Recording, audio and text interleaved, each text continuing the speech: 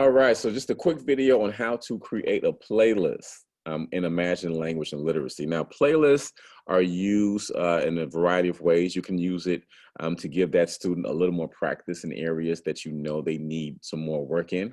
You can use it if there are activities within the program that align with your current lesson planning. So there's a few different things you can use the playlist for. I'm just going to show you how to get there and then how to create an actual playlist. So here, we're on our home dashboard. So I have my Activity Explorer tab up here. I can actually click this drop down, and then there's a My Playlist button. So I'm going to click that My Playlist. It'll bring up, as a teacher, you'll only see your playlist that you're created. You can't share a playlist. You'll only see the ones that you've created. This is our demo account, so that's why there's so many playlists in here.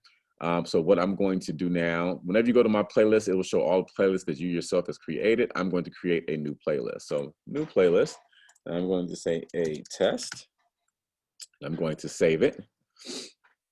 All right, so a test. Here's the playlist I just created. We see we don't have any activities or students, nothing going on in it. So we're going to click into the playlist itself. Now here's the title of my playlist.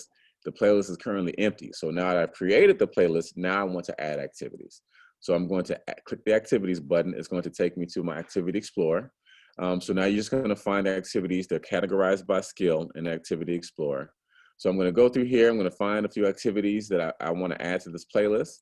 So let's go to Reading Comprehension. I'm going to click that button, and you'll see here, once you click into it, it'll break down the activities for each grade level. So if I want to go to second grade under Reading Comprehension, now it gets more specific on the skill. So we have literal questions, inferential questions, so forth and so on. So and it'll show you how many activities under each. I'm just going to add a couple activities under main idea. So I'm going to click main idea. Now it brings up the actual activities. These are the grade 2 activities under reading comprehension for main idea. One thing you'll notice is that it's broken down between instruction, practice, or an assessment. It gives you an approximate time of how long it'll take the student to go through the activity. And then what I'm going to do now is I'm going to add some activities. So here I'm just going to click this blue plus sign.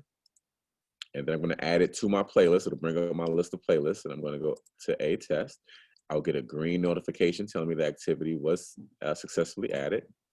Let's add a couple activities just so we can see what it looks like. All right, so now I've added these activities to my playlist. Now I want to assign the students. So first thing I'm going to do, you'll see your playlist on the right here. I'm going to click on my playlist.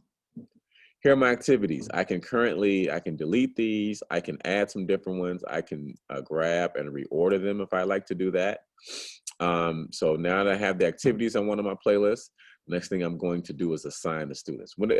Keep in mind, when you're adding activities to the playlist, these are usually somewhat short, on average 3 activities to 10. It's just to give them a little more practice in a specific area. So now I'm going to assign my students. So I'll click the Assign Remove Students button, and it'll show me, all right, I can choose the students from my classroom. So I can choose 2 or 3 specific students, or just like we talked about, if it aligns with your lesson plan, I can add the entire class so they can get a little practice on that specific skill area before we even go over it. I can click Save. So I can kind of decide what I want to do. I'm just going to add a couple students here. Keep in mind that students can only be assigned to 1 playlist at a time. So definitely keep that in mind. So I'm going to click Save. It's going to tell me that this is our demo account. So the student is already assigned to a playlist. I'm just going to move it for our purposes, move student. And now I'm going to assign students. It does tell you that you cannot reorder the activities or edit the activities in the playlist once you assign the students. So the playlist is locked once you assign the students, but not a big deal. You can create as many playlists as you want. So I clicked here. I've assigned the students. Now these students are assigned. Douglas and Selena are assigned to work on this playlist.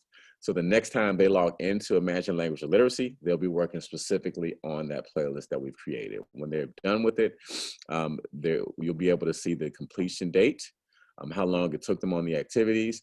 If they've done any reading record activities or writing and application station, those will get saved in their portfolio, but you'll be able to see when they've completed it. And that's it. Once they're done with it, they'll automatically get placed back on their regular pathway. So once you assign them, you don't have to do anything else other than keep an eye on when they've completed the activities. And that's it. So thank you for joining.